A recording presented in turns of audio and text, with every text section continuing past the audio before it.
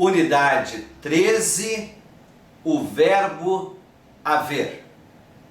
Hello, good morning, good afternoon, good evening. How are you today?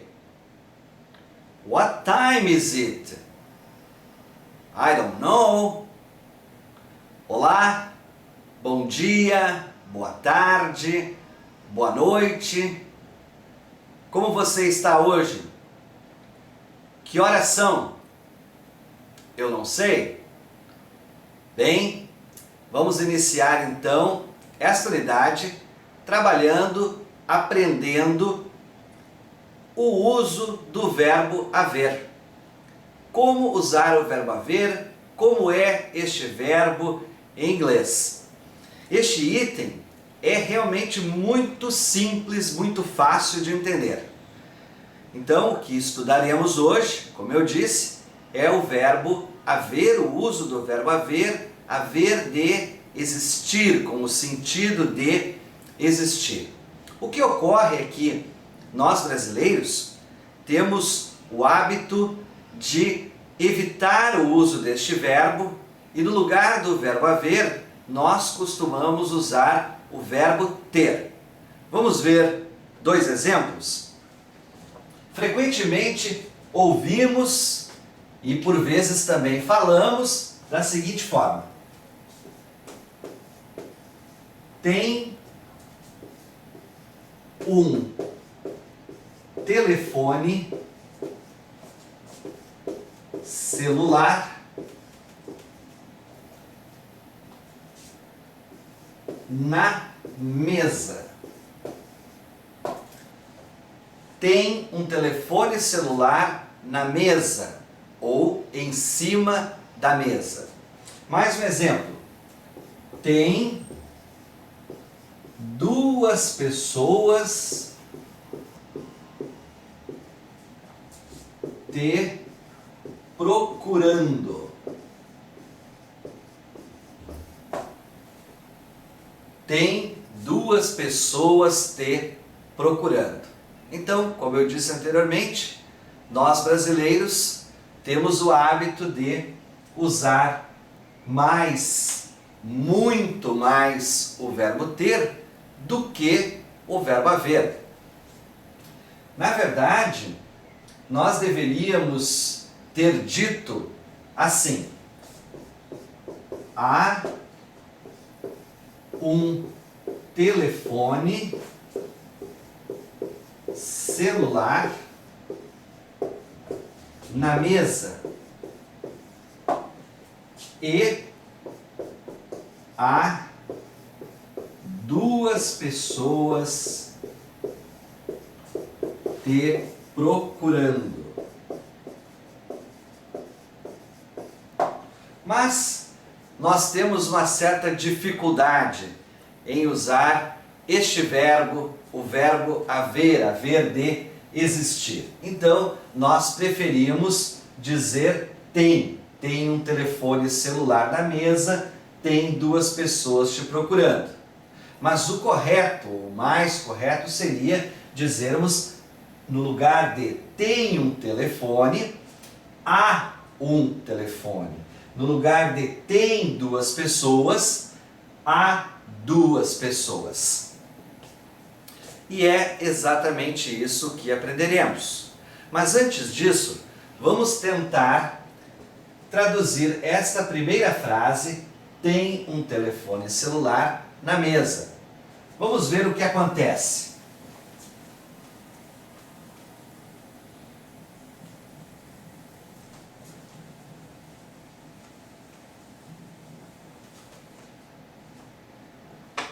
Se você não tivesse tido, ou melhor, você ainda não teve, se você não aprender o verbo haver e eu te perguntar como se diz em inglês tem um telefone celular na mesa, muito provavelmente vai acontecer o seguinte: você lembrará do verbo to have, que, como você sabe, é o verbo ter. Ter. Um detalhe, Não esqueça que esse verbo também é comer e também é beber ou tomar. Mas isso quando você está falando de comida, então have se traduz como comer. Ou quando você está falando de bebida, have se traduz como beber ou tomar. Por enquanto, vamos pensar nessa tradução, que é a tradução que nos interessa. Então, to have significa ter. O verbo, quando tem esta partícula na frente, conforme aprendido na unidade 1, lá no seu primeiro livro, está na sua forma básica, está no infinitivo, neste caso terminado em er, ter. Mas, quando você remove a partícula, você tem uma ordem, você tem o imperativo. Apenas have significa o imperativo do verbo ter. E qual é o imperativo do verbo ter? Bem, o imperativo de ter é tenha. Tenha. Se você quisesse dizer, por exemplo, tenha um bom dia, você diria have a good day. Então, se você quiser dizer para alguém tenha um bom dia, você dirá have a good day. Have a good day. Tenha um bom dia. Bem, vamos apagar aqui e vamos voltar para o nosso exemplo.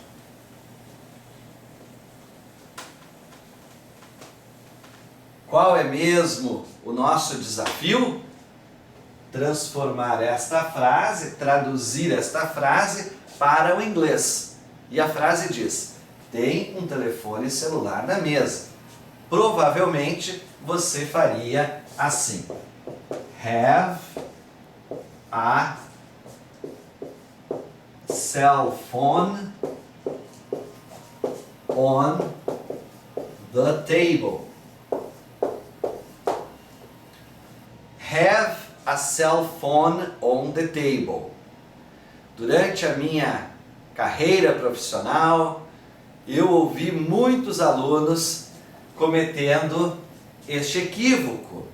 Então, eu sei que é natural para nós brasileiros pensarmos desta forma, especialmente quando não conhecemos o verbo haver, haver de existir, conforme eu já falei.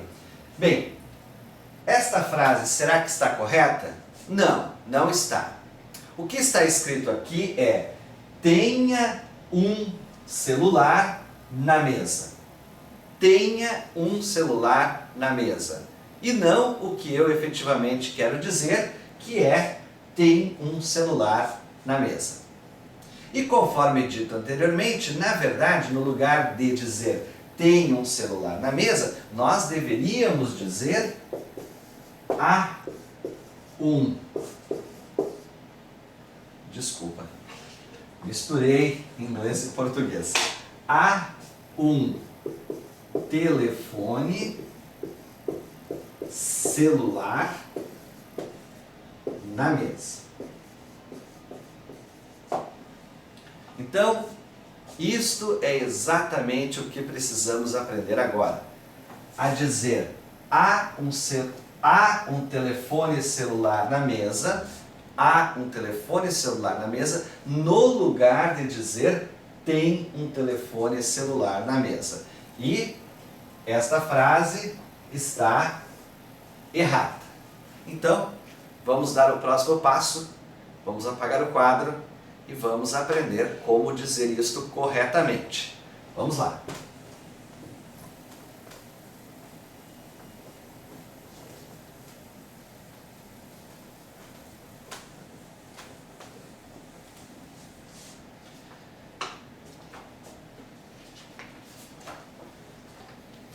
Vamos aprender então este tal de verbo haver. O primeiro passo é lembrarmos de uma palavra que nós aprendemos lá na unidade 6. Esta palavra já foi revisada algumas vezes, que é a palavra there. Significa lá, aí ou ali. A palavra there. Nós precisaremos desta palavra para formar o verbo haver. Então, there, there. Sozinha ela significa lá, aí ou ali. Vamos ver alguns exemplos? I always go there on Fridays. I always go there on Fridays. I always go there on Fridays. Advérbio de frequência, estudado na unidade anterior. Always, sempre. Eu sempre vou lá nas sextas. I always go there on Friday. Mais um exemplo. Your book is there. Your book is there. Your book is there. O teu livro está lá. O teu livro está aí. O teu livro está ali. Qualquer uma dessas traduções, porque a palavra there significa lá, aí ou ali. Bem, estes foram apenas alguns exemplos para que você recorde da palavra there. Vamos apagar aqui e vamos finalmente conhecer o verbo haver. Bem, para formar o verbo haver no presente, veja bem, o verbo haver no presente, nós teremos que fazer uma combinação de palavras. Então, nós pegaremos esta palavra que nós acabamos de revisar, a palavra there, mais o verbo to be. Você lembra do verbo to be? É óbvio que você lembra do verbo to be. Qual é a conjugação do verbo to be? Am, is ou are. Am, is, are é a conjugação do verbo to be no presente. Bem, então nós vamos formar o verbo haver da seguinte forma, combinando a palavra there com o verbo to be, mas sem a primeira conjugação, sem a palavra am. Então podemos eliminar a palavra am, usaremos apenas estas outras duas, a palavra is e a palavra are. Então, there mais is, vamos apagar aqui. Se você fizer esta combinação, there mais a palavra is, você tem então there is. Este é o verbo haver conjugado no presente. Tudo isso significa a. Apenas isso, a. Que nós, brasileiros, gostamos muito de dizer que é tem. Eu vou até deixar essa palavrinha ali no quadro, mas, na verdade, a tradução não é tem. A tradução correta é a. Muito bem. Quando você usa there is, você está dizendo a palavra a e esta combinação é exclusiva para o singular. Para o singular. Ou seja, quando você quer se referir a uma única coisa ou a uma única pessoa. Então, there is para se referir a uma única coisa ou a uma única pessoa. Vamos ver o próximo.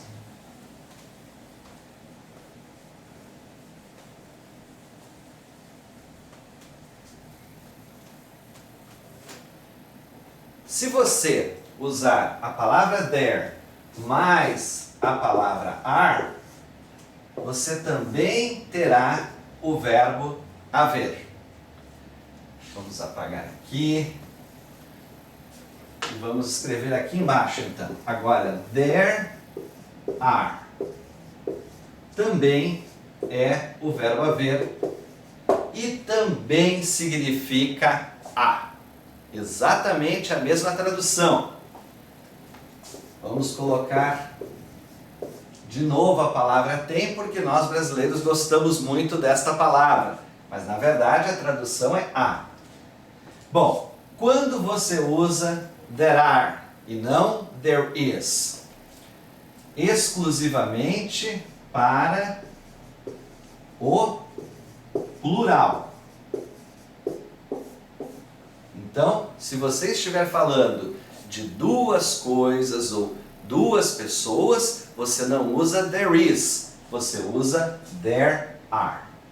Bem, esta foi uma pequena introdução sobre o verbo haver. Não é uma matéria muito longa, mas teremos que fazer uma breve pausa e já voltamos. Vamos fazer essa matéria em 2 blocos. Até já!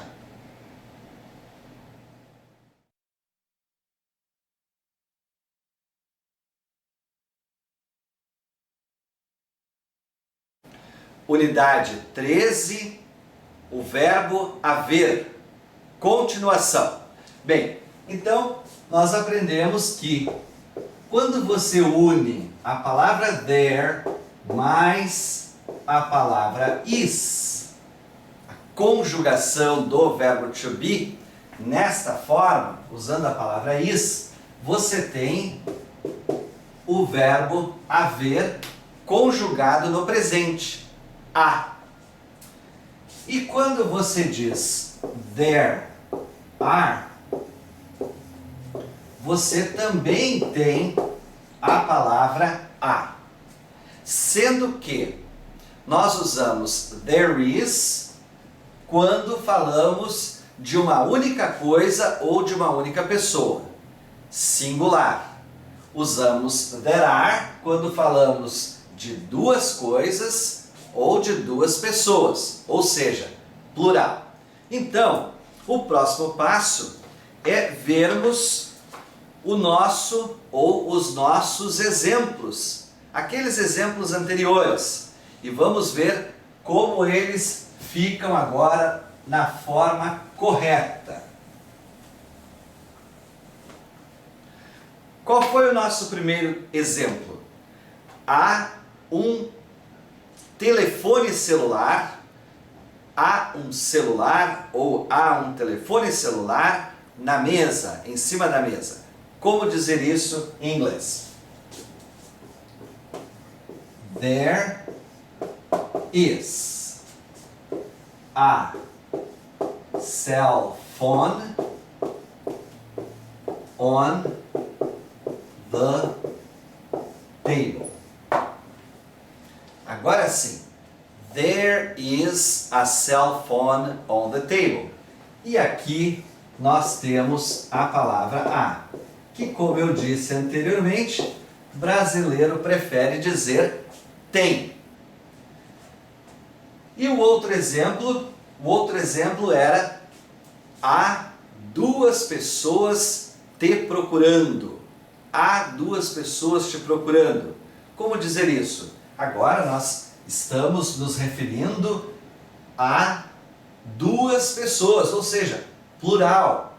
Sempre que falamos de duas coisas ou de duas pessoas, não usamos there is, mas there are, porque there is é apenas para o singular, quando eu me refiro a uma única coisa ou a uma única pessoa, como no exemplo anterior. Um telefone celular. A cell phone. Então vamos lá. There are two people looking for you. O verbo to look for é um verbo composto. To look for.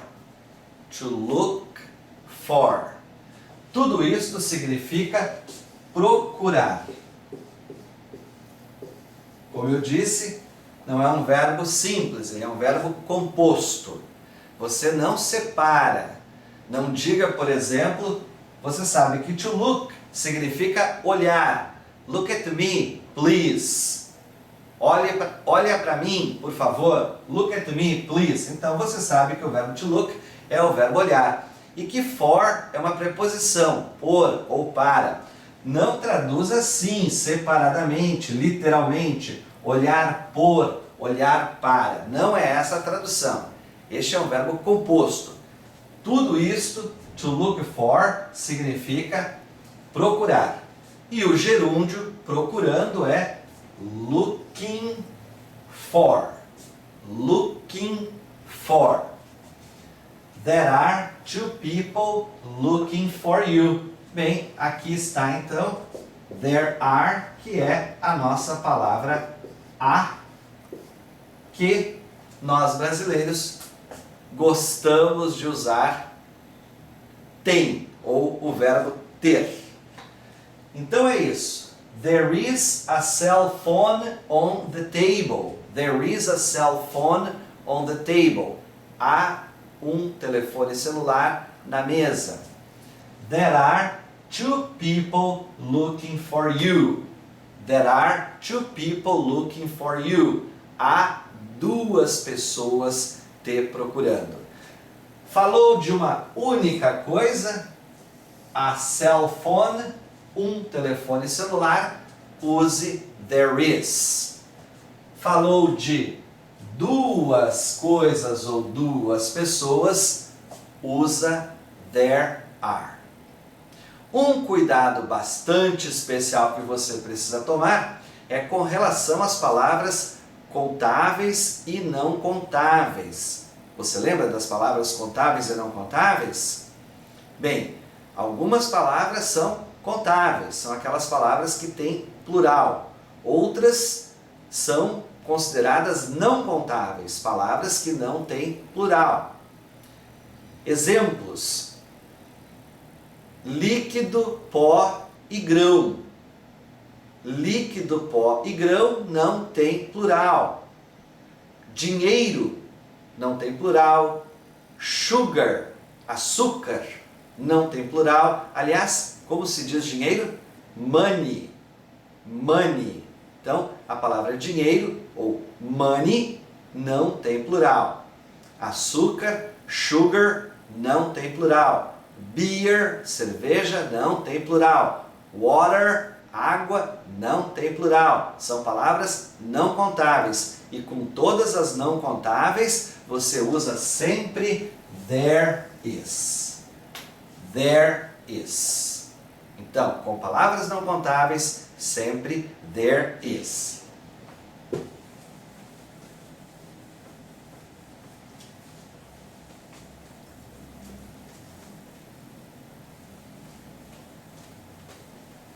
Bem, a nossa próxima questão é a seguinte: como dizer não há? Aprendemos a dizer há. Agora, como dizer isto na forma negativa? Muito simples. Você lembra da forma negativa do verbo to be? Obviamente que sim. She is tall. Ela é alta. Uma afirmação. Como dizer ela não é alta? She is not tall. Basta acrescentar a palavra not imediatamente após o verbo. Bem, com o verbo haver, nós faremos exatamente a mesma coisa. Porque o verbo haver é uma combinação de palavras. É a combinação da palavra there, que nós já conhecíamos como lá, aí ou ali, mais o verbo to be, is ou are. There is ou there are. Isto para dizer há de existir. E para dizer não há, basta acrescentar aqui a palavra not, usando a mesma regrinha que você sempre usou até agora para o verbo to be. There is not. Isto significa não há. Eu vou colocar aqui também para nós brasileiros, conforme eu já enfatizei, nós preferimos dizer não tem, mas na verdade é não há. E there are not, que também significa não há ou não tem. Então, quando eu uso there is not e quando eu uso there are not, bem, a regra não mudou. There is not para frases no singular, quando eu me refiro a uma única coisa. E there are not para frases no plural, quando eu me refiro a duas ou mais coisas. Normalmente, no caso do verbo haver, estas combinações aparecem na forma contraída. Normalmente se diz there isn't. There isn't, no lugar de there is not, a menos que você queira enfatizar. Ou there aren't. There aren't, no lugar de there are not. Vamos ver alguns exemplos.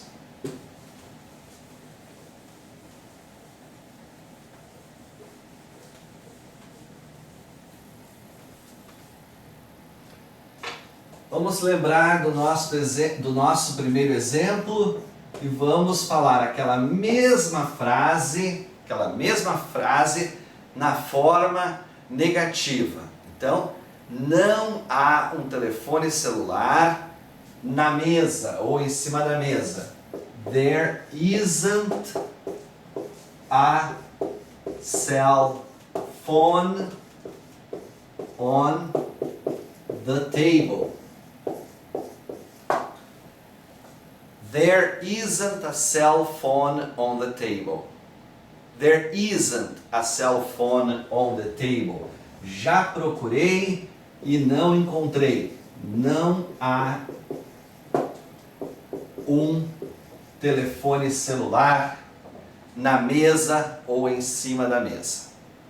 E o outro exemplo era, vamos ver, there aren't two people looking for you. There aren't two people looking for you. There aren't two people looking for you.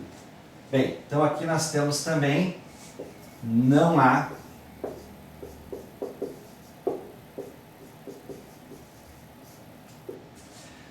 Não há duas pessoas te procurando. Você pensou que era apenas duas pessoas? Não, são 12 pessoas te procurando. Você tem um problemão pela frente. There aren't two people looking for you. Não há duas pessoas te procurando. Esta é a forma negativa do verbo haver, usando a mesma regrinha que você já memorizou com relação ao verbo to be. A mesma negação do verbo to be você usa com o verbo haver, porque o verbo haver usa essa combinação da palavra there mais o verbo to be. Bem, o próximo passo é vermos como são as perguntas.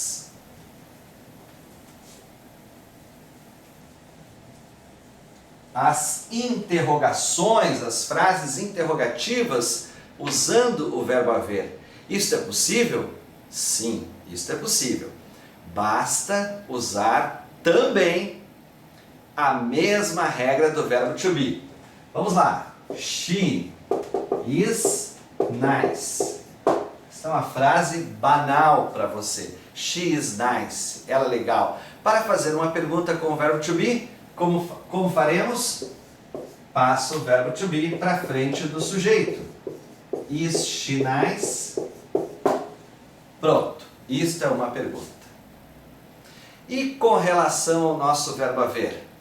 Bem, se o verbo haver tem aquela fórmula, o uso da palavra there, combinado com as palavras is ou are, basta passarmos estas palavras, a conjugação do verbo to be, para frente da palavra there, e nós teremos então a pergunta. Vamos ver como fica. Is there a cell phone on the table? Então, dá uma olhada ali para mim, por favor. Is there a cell phone on the table? Não estou conseguindo achar o meu celular. I can't find my cell phone. Is there a cell phone on the table? Is there a cell phone on the table? Então aqui está a palavra a, o verbo haver em forma de pergunta.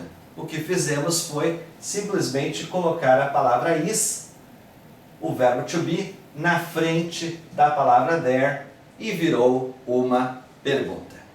Bem, vamos fazer uma breve pausa e já voltamos para encerrar este bloco sobre o verbo haver.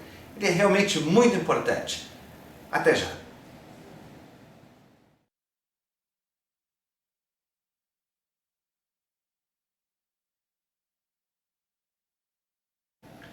Unidade 13, o verbo haver.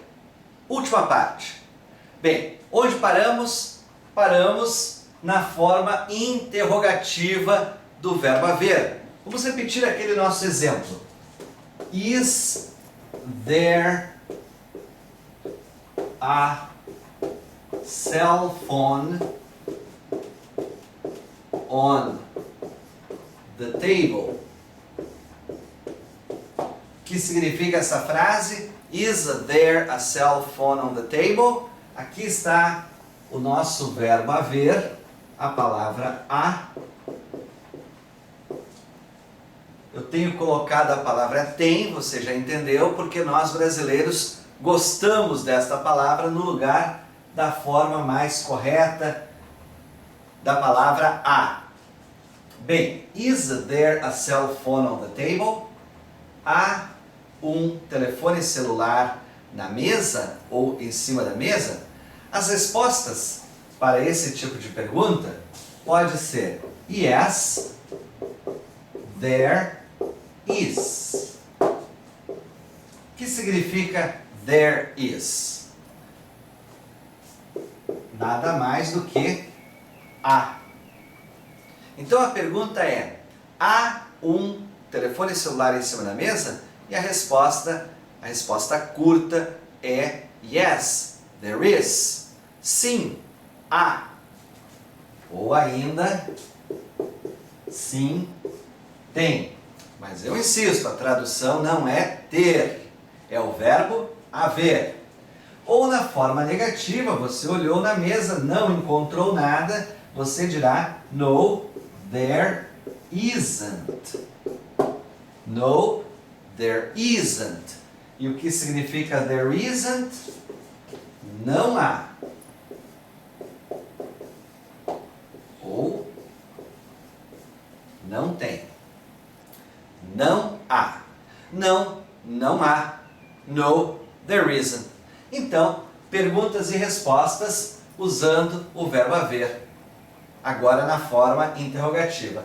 Passando a palavra is, o verbo to be, conjugado, para frente da palavra there, sempre que eu me refiro a uma única coisa, singular, a cell phone, um telefone celular. E no plural, pode ser feito? Com certeza pode ser feito. Vamos ver um exemplo.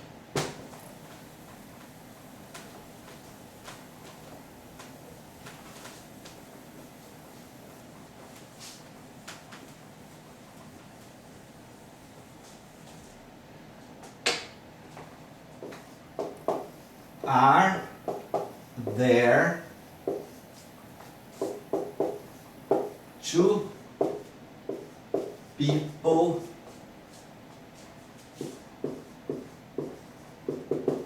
looking for you? Are there two people looking for you? Que é isso? Que está o nosso verbo haver. Agora, na forma interrogativa. Passamos o verbo to be, a palavra are, para frente da palavra there. Pronto, virou uma pergunta. Are there two people looking for you? Há duas pessoas te procurando? Respostas possíveis. Yes, there are. Que também significa sim. Há.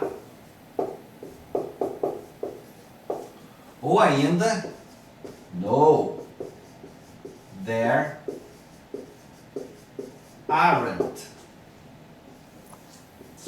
Não, não há.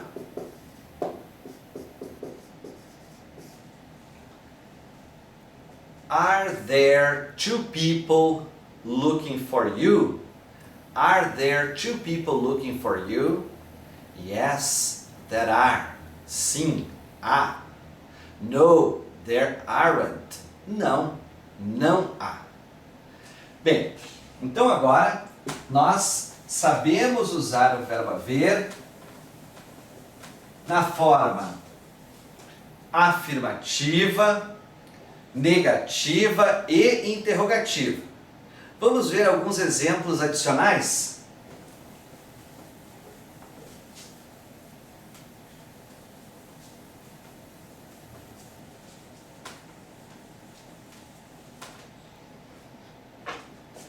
Vamos ver aqui, nós tínhamos um terceiro exemplo. Na frase há um carro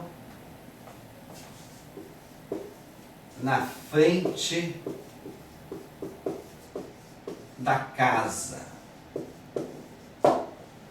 Há um carro na frente da casa.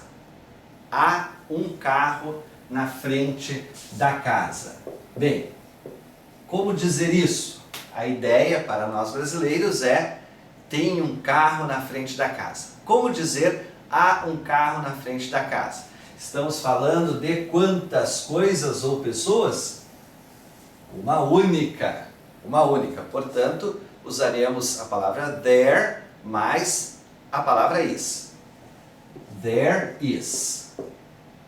Desculpa, errei aqui. Vamos de novo. There is.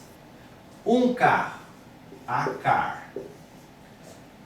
Na frente da. In front of.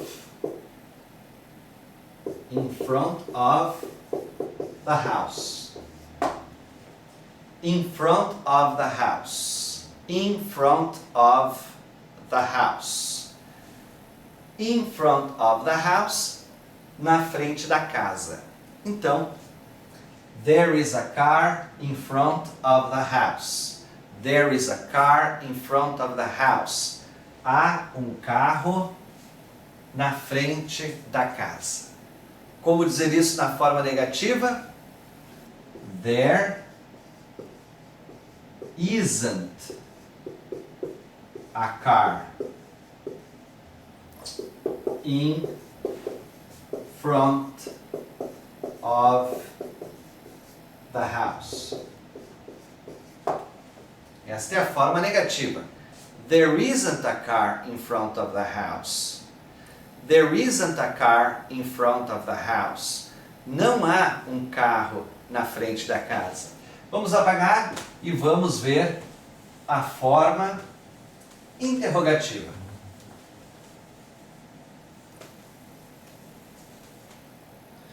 Se isto fosse uma pergunta, há um carro na frente da casa? Então, em inglês, colocaríamos o verbo na frente da palavra there. E agora nós temos a palavra a na forma de pergunta.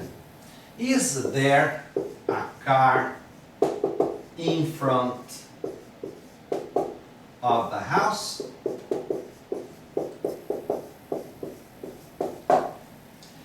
Is there a car in front of the house? Is there a car in front of the house? Há um carro na frente da casa? Respostas possíveis: yes, there is. Sim, há. Ou então, no, there isn't. No, there isn't. Não, não há. Bem, agora sim, concluímos finalmente este tópico tão importante. Temos vários exercícios nesta unidade com o verbo haver, para que você efetivamente consiga memorizar e começar a usar esta forma mais correta. No lugar de dizer com o verbo ter, no lugar de usar o verbo ter, você passará a usar o verbo haver. Então, no lugar de dizer tem, você dirá há. No lugar de dizer não tem, você dirá não há. Pelo menos em inglês ficará certinho. No próximo bloco, voltaremos para fazer uma breve revisão do uso das expressões how many e how much. Até já!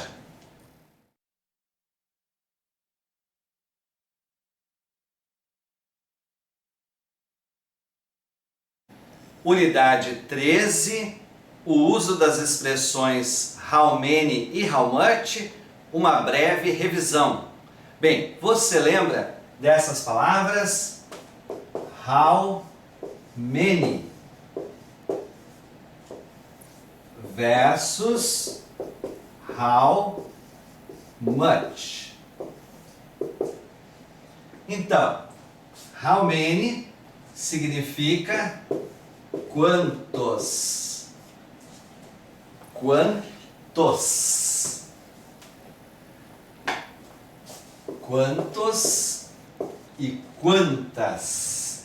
Enquanto que how much significa quanto ou quanta. Você lembra quando usamos how many e quando usamos how much? Bem, usa-se how many para palavras contáveis, palavras que têm plural, conforme aprendemos na unidade 11. Então, palavras que podem ser pluralizadas. Vamos ver alguns exemplos. Pen, a palavra pen, a palavra caneta, tem plural ou não tem plural? Sim, vamos ver. Uma caneta, duas canetas, três canetas, é óbvio que a palavra tem, que a palavra pen tem plural. Então, pens, esta palavra tem plural. A palavra car, one car, two cars, three cars, sim, a palavra car tem plural. A palavra house, casa, a house, uma casa, two houses, duas casas, three houses, três casas, também é uma palavra contável. Mas aprendemos que várias palavras são consideradas não contáveis, porque estas não têm plural, ou elas não podem ser pluralizadas. Exemplo, money, dinheiro. Money. Você não sai por aí dizendo, me dá 2 dinheiros e o negócio está fechado. Por 2 ou 3 dinheiros eu faço isto para ti. Não, você vai falar sobre R$1.000, R$2.000, R$3.000, enfim. Mas a palavra dinheiro, a palavra money, não tem plural. Então, ela é uma palavra não contável. Outros exemplos. E antes dos exemplos, lembre-se, a dica é líquido, pó e a grande maioria dos grãos, mas você pode pensar simplesmente que líquido, pó e grão não tem plural. Então, sugar não tem plural, rice não tem plural. Então, açúcar é quase pó. Arroz é grão, rice não tem plural. Açúcar, sugar não tem plural. E essa palavra aqui, money, também não tem plural. Então, com palavras contáveis, usamos how many. Com palavras não contáveis, usamos how much. Bem, vamos ver alguns exemplos rapidamente, só para concluirmos esta, como eu disse, rápida revisão sobre este tópico também tão importante. Vamos lá. How many... Desculpa. How many friends... How many friends do you have? How many friends do you have? How many friends do you have? Quantos amigos você tem? A resposta poderia ser I have several. I have several. Eu tenho vários. Ou ainda, I have several friends. Eu tenho vários amigos. Uma com how much. How much money do you need? How much money do you need? How much money do you need? Quanto dinheiro você precisa? I need a lot of money. I need a lot of money. I need a lot of money. Eu preciso de muito dinheiro. Então, mais uma vez. How many friends do you have? I have several friends. How much money do you need? I need a lot of money. Bem, essa foi, como eu disse no início, a nossa rápida revisão sobre as expressões how many e how much. No próximo bloco, estudaremos como usar as palavras some e any. Até já!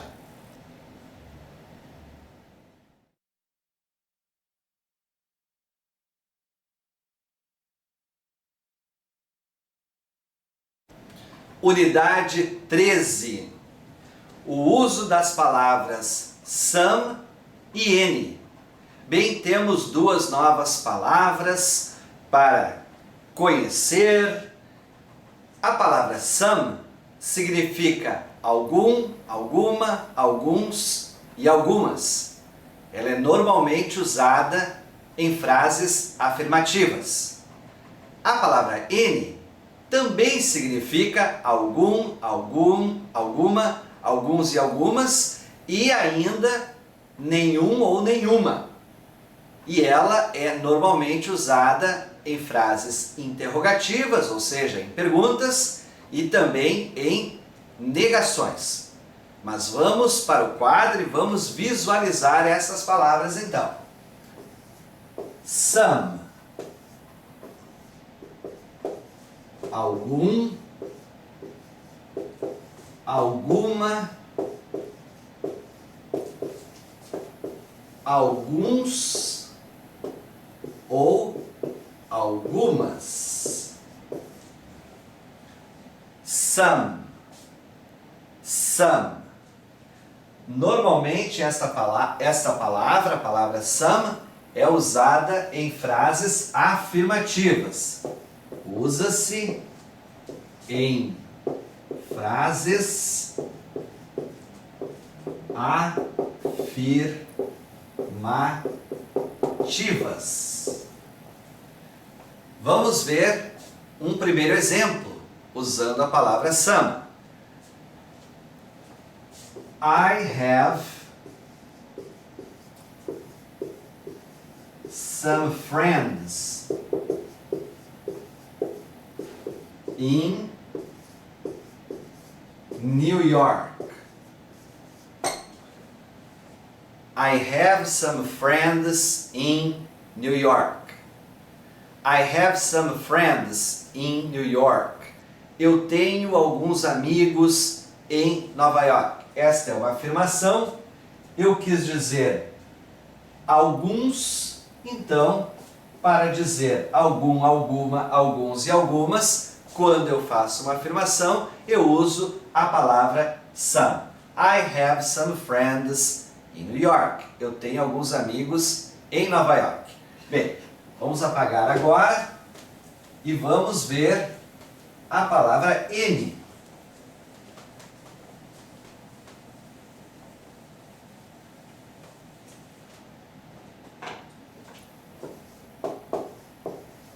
N. N.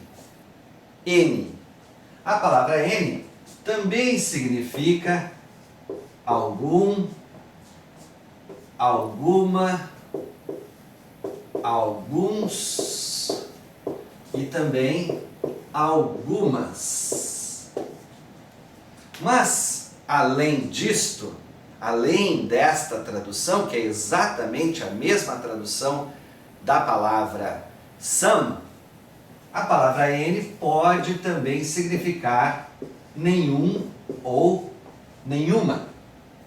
Quando você faz uma pergunta, uma frase interrogativa, e você quer dizer algum, alguma, alguns ou algumas, você vai usar a palavra N e não a palavra some.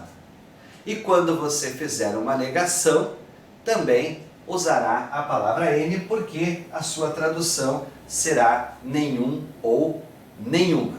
Vamos ver mais um exemplo. Do you have any money with you? Do you have any money with you? Do you have any money with you? Bem, o que significa isso?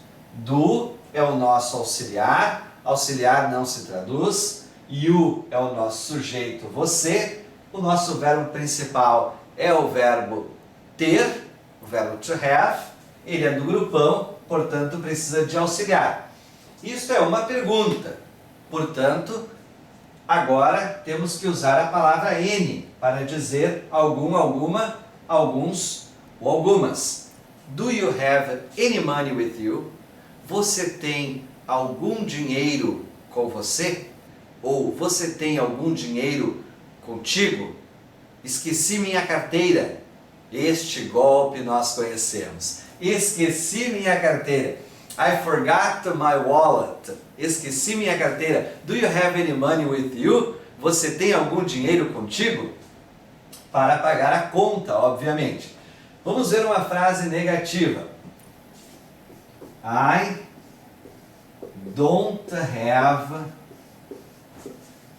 any money today. I don't have any money today. Ou então, conforme diz no material de você, no seu material, I don't have any money here. I don't have any money here.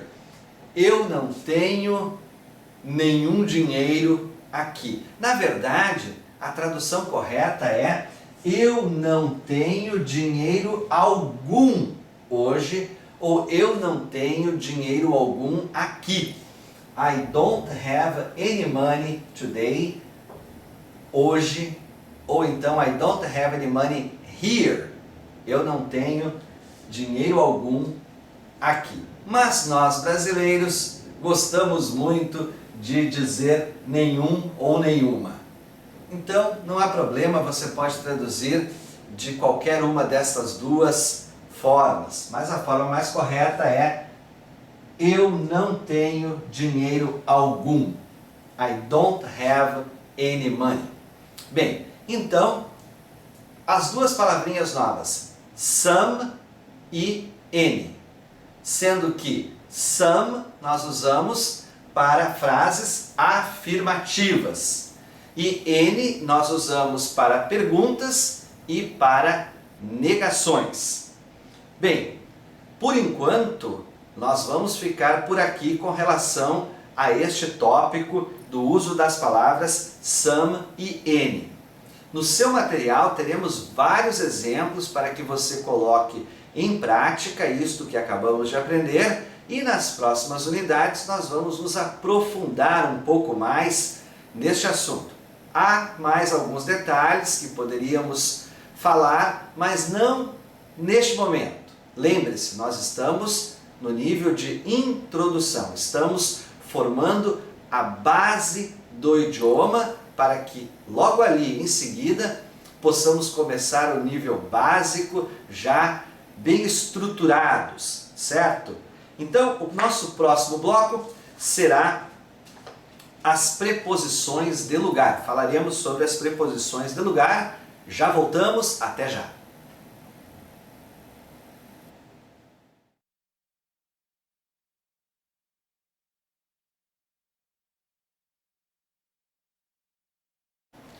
Unidade 13. As preposições de lugar. Bem, vamos aprender um pouco sobre preposições. Como eu disse, especialmente preposições de lugar. Temos 8 preposições para estudarmos, sendo que 2 delas já aprendemos na unidade 3. Mas, vamos lá, vamos revisá-las também. Então temos a preposição in e a preposição on, que já estudamos na unidade 3. Que significa in? In. Que significa on? Também significa em. Lembre-se que além disto, nós também podemos traduzir estas duas palavras como no ou na, porque por vezes precisamos traduzi-las diretamente como no ou na, mas a principal tradução dessas preposições é a palavra em. Quando se usa in e quando se usa on, já que as duas têm exatamente a mesma tradução. Então, in, quando eu quero dizer que algo ou alguém está dentro de algum lugar. On, quando eu quero dizer que algo ou alguém está sobre ou em cima de algum lugar. Então, lembre-se também que estas palavras, a palavra dentro ou a palavra sobre, a expressão em cima de, elas não são as traduções, elas são o sentido, apenas o sentido da preposição. In, tradução em, no ou na, e o sentido é de dentro, de estar dentro. On, em, no ou na, e o sentido é de estar sobre ou em cima de. Vamos para a próxima. In front of. In front of significa em frente de. Em frente de, em frente do, em frente da. In front of. In front of. A próxima. Across from. Across from. É interessante porque across from também significa em frente de. Em frente de, em frente do, em frente da. Mas o detalhe é o seguinte: você fala across from, significando em frente de, quando você quer dizer que algo, alguém, está do outro lado. Vamos usar o seguinte exemplo, tente memorizar. Do outro lado da rua. Digamos que na frente do seu prédio, você olha pela janela e vê um carro estacionado. Imediatamente na frente do seu prédio. Não do outro lado da rua, mas do seu lado, na sua calçada, do lado da sua calçada. A preposição é in front of. In front of my building. Na frente do meu prédio. Mas, se este carro estiver estacionado do outro lado da rua, ele ainda assim estará na frente do seu prédio. Mas a preposição usada será across from. Across from my building. Across from my building. Na frente do meu prédio. A tradução é a mesma, o sentido é diferente. A próxima. Next to. Talvez você já tenha escutado a palavra next. Talvez você, inclusive, saiba que next significa próximo. Mas, cuidado. Next to é uma preposição. Essas duas palavras juntas formam uma preposição e significa ao lado. Do lado. Então, ao lado, do lado, é next to. Next to. Precisamos de mais espaço, temos mais duas preposições. Mas antes de apagarmos o quadro, vamos revisar. In, em, no, na, sempre que eu quiser dizer que algo ou alguém está dentro. On, em, no, na, sempre que eu quiser dizer que algo ou alguém está sobre ou em cima de. In front of, em frente de. Imediatamente na sua frente. Across from, em frente de, mas do outro lado. E next to, do lado. Imediatamente ao lado. Vamos apagar.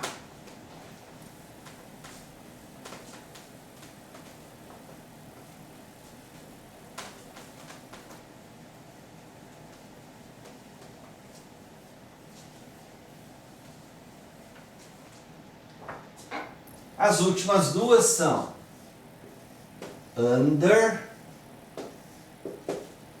a pronúncia é under, under, embaixo, embaixo, under. E a última, behind, behind. Behind, behind. Bem, behind significa atrás. Atrás.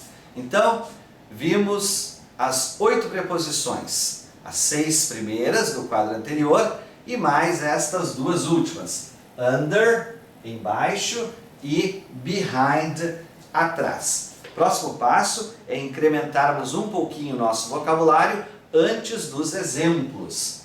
Vamos lá.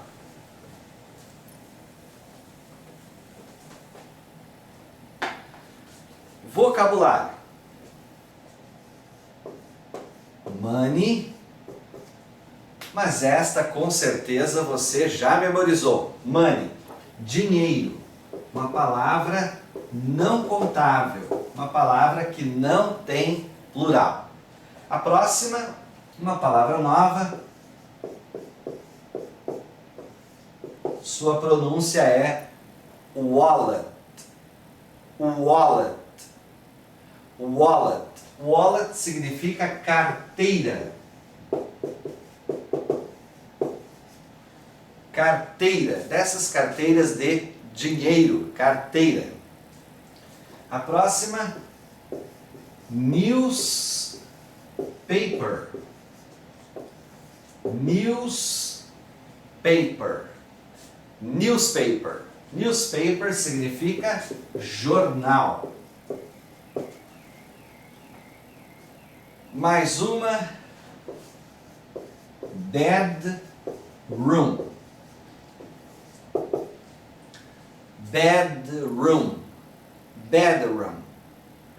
Bedroom significa dormitório.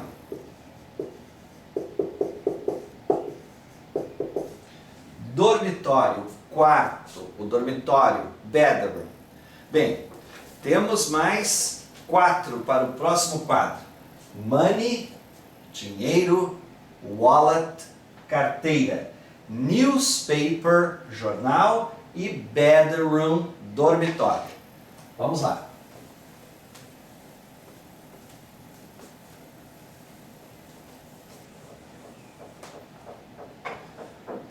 Mais uma bem conhecida, também estudada na unidade 11, coffee. Coffee. Coffee. Café.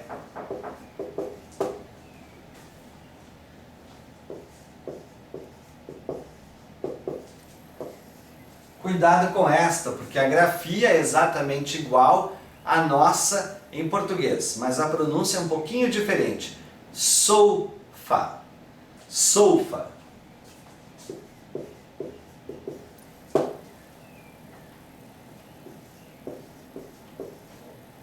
Esta aqui é quase uma surpresa para nós brasileiros. Shopping mall. Shopping mall. Eles não dizem shopping center, como nós falamos aqui. Eles dizem, no lugar de shopping center, eles falam shopping mall. Mas shopping mall, então, significa o que nós conhecemos como shopping center. Frequentemente, eles eliminam a palavra shopping e usam apenas a palavra mall. Os brasileiros que moram há algum tempo nos Estados Unidos costumam inclusive fazer uma mistura e dizer alguma coisa assim: vamos ao mall? Bem, bom, aqui está. É a próxima. Mall. Shopping. Da mesma forma que nós falamos, vamos ao shopping, eles dizem apenas vamos ao mall. Let's go to the mall. Let's go to the mall. Bem, então, coffee, café, sofa, sofa, sofá, shopping mall, shopping center, ou apenas mall, shopping. Estes são as nossas palavrinhas, o nosso vocabulário. Próximo passo são os exemplos. Vamos lá.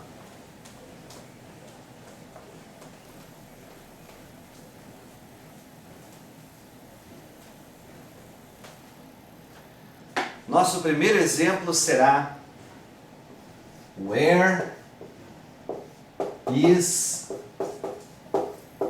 the money? Where is the money? Where is the money? Quem é o sujeito nessa frase? Na frase Where is the money, o sujeito é the money.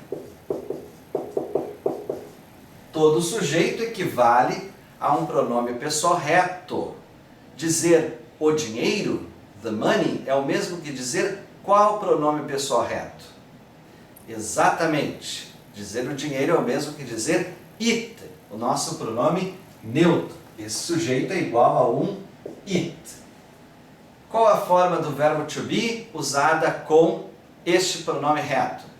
Temos am, is e are, mas com he, she, it, terceira pessoa do singular, usa-se is. E é exatamente por isso que ele está aqui na frente do sujeito, por tratar-se de uma pergunta. Nós já aproveitamos e vamos sempre revisando. Você não pode esquecer destes detalhes. Where is the money?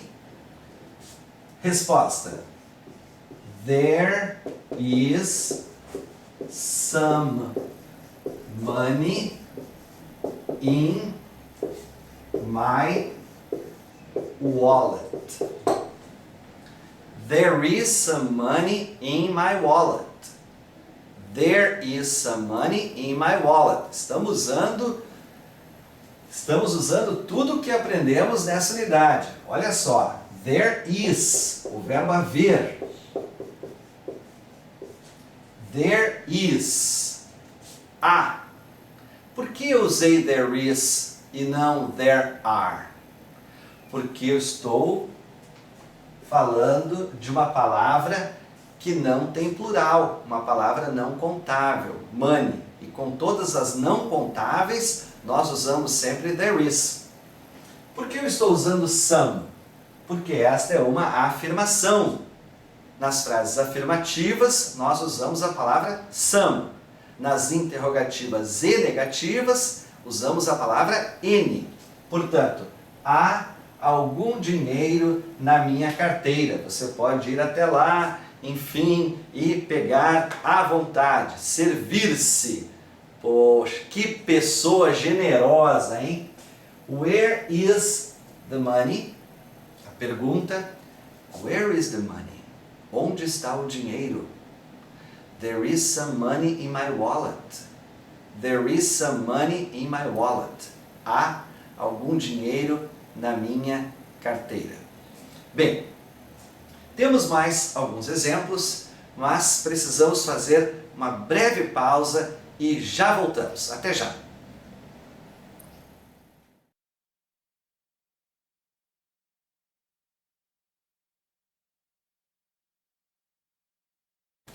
Unidade 13, as preposições de lugar, continuação.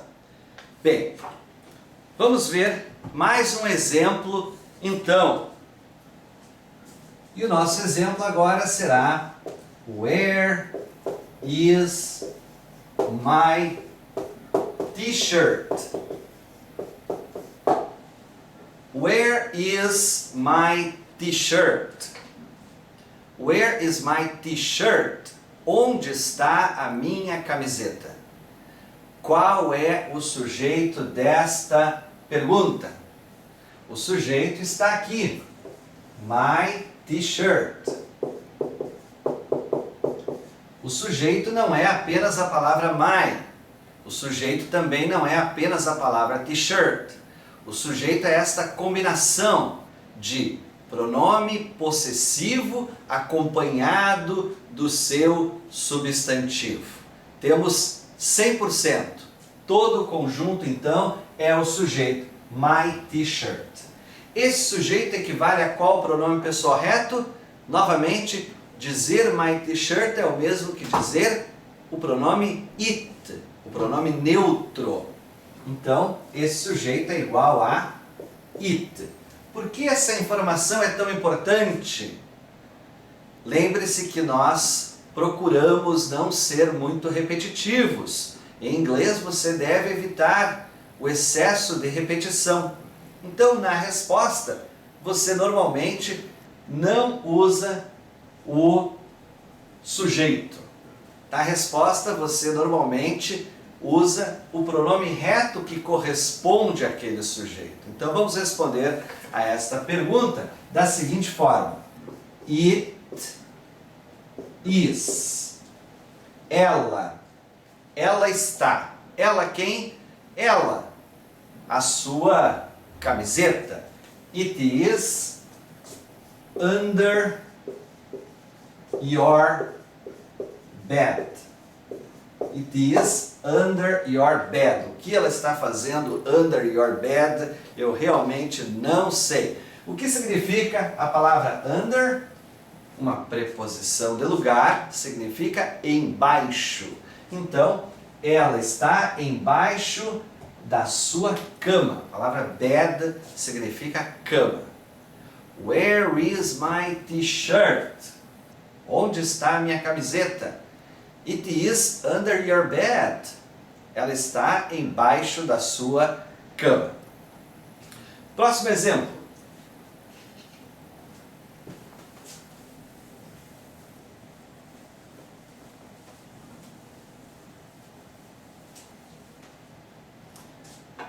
Where are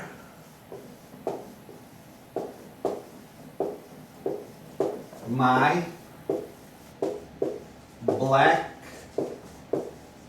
pants?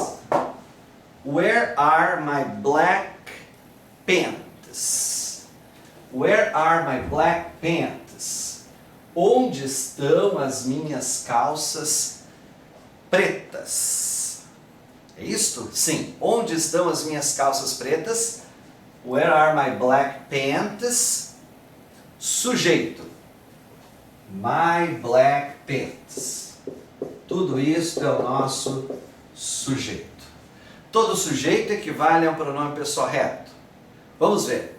Dizer my black pants significa dizer elas. Elas quem? Elas, as minhas calças pretas. Como se diz elas em inglês? They. Muito bem. Qual a forma do verbo to be usada com o pronome reto they? Com they usa-se are. E ele só está aqui na frente do sujeito por tratar-se de uma pergunta. Bem, se você já conseguiu assimilar tudo isso, parabéns. Estamos definitivamente no caminho. A resposta então, sem repetir o sujeito, agora trocando este sujeito pelo pronome pessoal reto correspondente, they are on the sofa. They are on the sofa. They are on the sofa. Elas estão no sofá. They are on the sofa. Bem, vamos ver um último exemplo.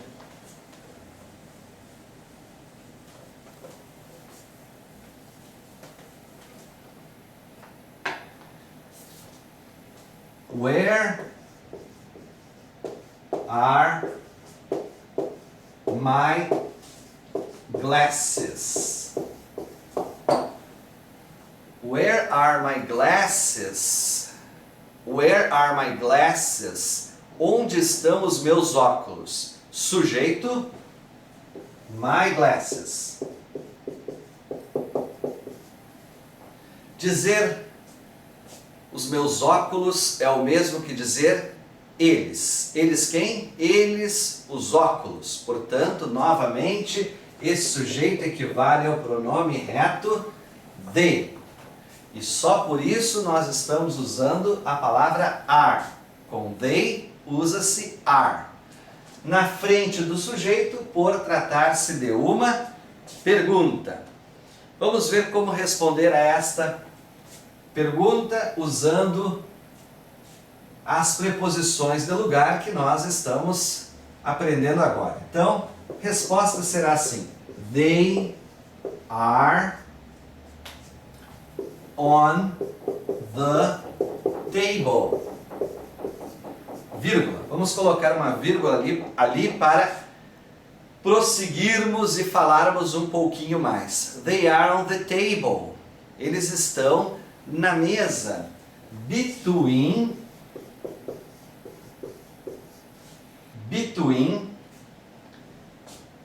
your book. Between your book